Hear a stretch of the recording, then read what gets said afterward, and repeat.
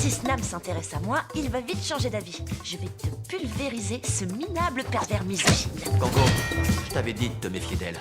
Je vais vite la remettre à sa place. Salut, salut! Aujourd'hui, on plonge dans l'univers des dramas avec un thème qui fait toujours palpiter nos petits cœurs. Les rivalités qui se transforment en amour. Que serait un bon drama sans cette tension électrique entre deux personnages qui se cherchent autant qu'ils se détestent? Je vous ai rassemblé 10 histoires palpitantes où la haine se transforme en une romance à couper le souffle. C'est parti, juste après le générique.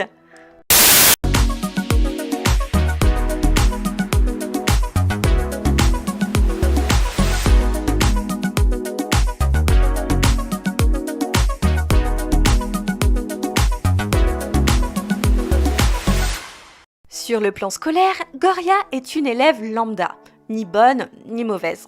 Faut dire qu'avec une famille qui roule pas sur l'or, elle passe ses journées à l'école et ses soirées à bosser chez un fleuriste local avec sa BFF Canning. La routine bien chiante, jusqu'au jour où, surprise, elle réussit l'examen pour entrer dans le lycée le plus huppé du pays. Là, c'est la fête à la maison. Sa famille voit déjà les billets pleuvoir, pensant que cette école va les sortir de la dèche. Goria, par contre, tire une tronche de 6 pieds de long. Et elle a de quoi? Elle se retrouve face au F4, le quatuor de fils à papa ultra riche et ultra relou. Time, Rain, Kevin et MJ. Ces 4 beaux gosses passent leur temps à emmerder tout le monde avec leur carton rouge qui signifie « T'es ma prochaine victime ».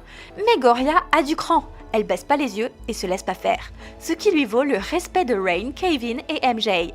Par contre, Time, le chef des enfoirés, la colle et en rajoute une couche. Malgré son crush pour Rain, elle doit supporter les avances lourdingues de Time, persuadée qu'il va la faire craquer. Alors, est-ce que le petit prince pourri gâté va réussir à conquérir le cœur de Goria avec le temps et un soupçon de maturité? On en doute, mais bon, qui sait? Yomiran est une avocate déjantée qui adore la justice sociale, surtout quand ça touche les femmes. Elle kiffe le sexe, mais elle voit les mecs comme des losers et elle n'hésite pas à leur coller des raclés avec ses talents en arts martiaux. Mais la voilà obligée de bosser dans un gros cabinet d'avocats dirigé par des mecs qui passent leur temps à sauver les célébrités de leurs scandales. Parmi leurs clients, il y a Nam Kango, une superstar des films romantiques qui peut pas blairer les femmes. Miran l'entend cracher son venin misogyne en traitant les femmes de croqueuses de diamants. Elle le rajoute direct dans son carnet noir des connards. Elle flaire qu'il a un sale plan avec une lycéenne et décide de s'infiltrer pour trouver des preuves et le faire tomber. Bref, Miran est prête à tout pour dévoiler la face cachée de ce faux prince charmant, quitte à lui botter les fesses en prime. Moon Gangtae vit avec son grand frère Moon Sangtae, qui est autiste. Ils déménagent tout le temps depuis que Sangtae a vu leur mère se faire dégommer. Gangtae bosse comme soignant dans les asiles psychiatriques à chaque nouveau trou paumé où ils atterrissent. Un jour, il rencontre Ko Moon-young, une célèbre auteure de livres pour enfants qui a la réputation d'être une sociopathe finie. Ouais, c'est bizarre. Le destin, ou plutôt une sacrée poisse, amène Gangtae à bosser à l'hôpital psychiatrique Okai, dans la ville fictive de Songjin, la même où ils vivaient quand ils étaient gamins. Petit rappel, c'est l'endroit même où s'est fait dégommer la mère de Gangtae. Pendant ce temps, Moon-young développe une obsession romantique pour Gangtae après avoir découvert qu'ils ont un passé en commun. Elle le suit à Songjin et voilà notre trio infernal, Gangtae, Moon-young et Sangtae, qui commencent doucement à penser leur plaie émotionnelle. Ils déterrent des secrets bien croustillants, se consolent les uns les autres et essaient de remettre un peu d'ordre dans leur vie chaotique. Alors qu'elle est encore lycéenne, Eun-won perd sa mère dans un accident bien pourri et son père décide de se recaser vite fait. Bah oui, qui va lui préparer à manger sinon? Sa belle-mère, diabolique, débarque avec sa progéniture et détourne les fonds destinés aux études de Ha-won, la laissant dans la mouise totale. Obligée de bosser comme une dingue pour payer son université, Ha-won accepte tous les petits boulots possibles. Un jour, elle tombe sur un vieux loufoque qui, séduit par son caractère explosif et sa personnalité en mode high voltage, décide qu'elle est exactement ce qu'il faut à ses 3 petits-fils déjantés. Il l'invite à emménager dans un manoir de luxe pour jouer les femmes de ménage de charme avec 3 cousins milliardaires.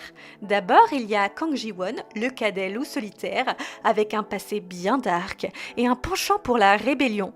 Peut-être qu'ils ont déjà partagé un moment à l'époque, qui sait.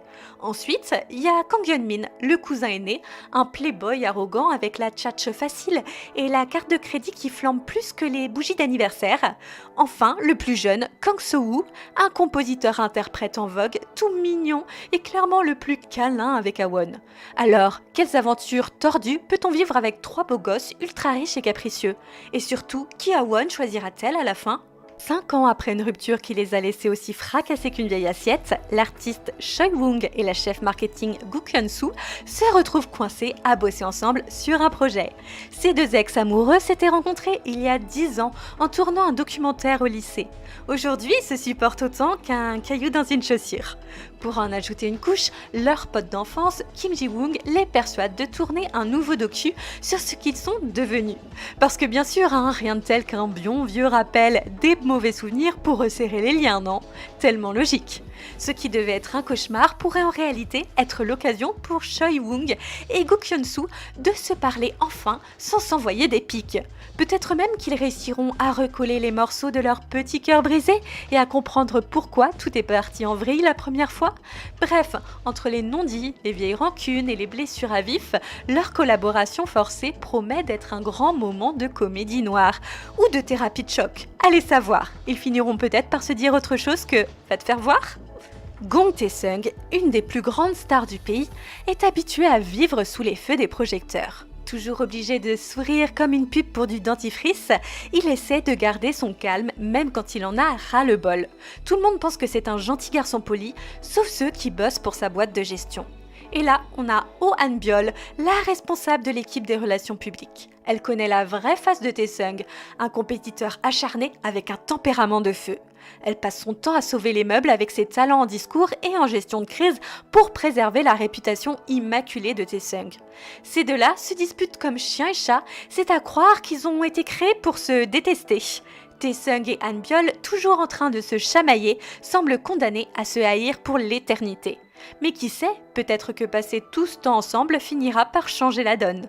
Ou alors leur aversion mutuelle est tellement ancrée qu'ils vont se balancer des pics jusqu'à la fin des temps. Xiao Han bosse comme éditrice de romans d'amour et rêve secrètement de se caser avec un PDG. Ouais, chacun ses goûts. Quand elle n'est pas en train de bosser, elle passe son temps à fantasmer sur Tien Heng, le beau directeur général de la boîte d'en face. Un jour, comme par magie, Xiao Han se retrouve propulsée dans un de ses romans à l'eau de rose. Et devinez quoi? Elle tombe nez à nez avec son crush, Tien Heng.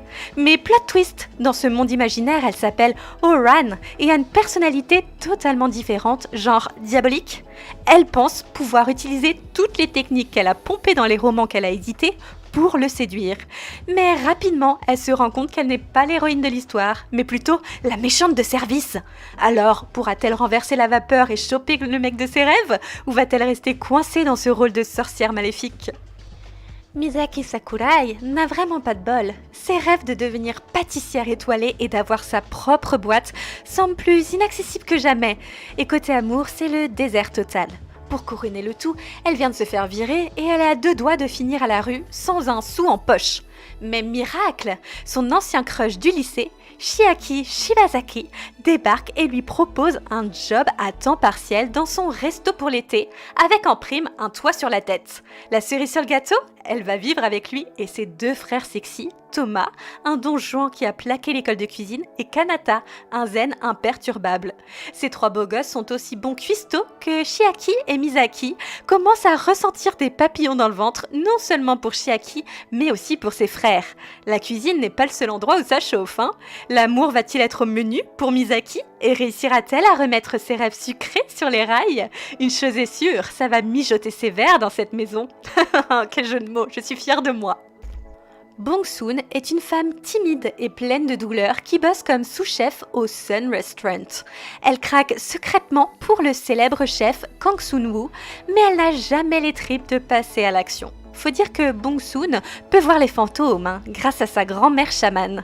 De l'autre côté, il y a Shin Soo-nae, une jeune femme décédée sans avoir jamais connu la romance. Elle est déterminée à séduire un max de mecs et à perdre sa virginité pour enfin passer dans l'autre monde. Enfin, c'est ce qu'elle croit. Quand Sun-hye croise la route de Bong-soon, elle trouve en elle le parfait véhicule pour sa mission de drague post-mortem. Sun-woo, avec son cœur brisé, commence à remarquer que Bong-soon devient de plus en plus audacieuse et confiante. Entre les possessions de fantômes et les coups de cœur inattendus, Sun-hye et Bong-soon vont-elles réussir à obtenir ce qu'elles veulent ? Lee Hong-joo, la fonctionnaire dévouée qui jongle avec les plaintes civiles comme une pro, mène une vie personnelle aussi animée qu'un cimetière à minuit.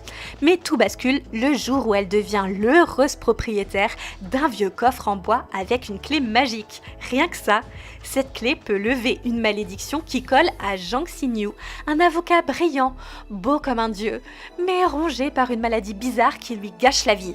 Jang Sin-yu, désespéré de se débarrasser de cette malédiction familiale à laquelle il n'y comprend strictement rien, implore l'aide de notre chère Lee Hong-joo, maintenant gardienne d'un coffre plus mystérieux que les soldes chez Gucci. Entre les affaires civiles et les malédictions ancestrales, ces deux-là vont-ils réussir à dénouer les fils du destin ? Ou cette histoire finira-t-elle comme une comédie noire où même les coffres ont des secrets plus chauds que la canicule d'été ? Voilà pour notre tour d'horizon des dramas où les rivalités ont cédé la place à des amours passionnés. Entre les 4 beaux gosses de F4 Thailand, les frictions explosives de Love to Hate You et les tourments émotionnels de It's Okay to Not Be Okay, ces histoires nous ont prouvé une fois de plus que l'amour peut naître même dans les situations les plus cocasses ou improbables. J'espère que vous avez apprécié cette vidéo. N'hésitez pas à me partager vos dramas préférés ou d'anciens ennemis sont tombés amoureux dans les commentaires. Et surtout, abonnez-vous pour ne rien manquer de mes prochaines vidéos. A plus dans le bus, ciao ciao!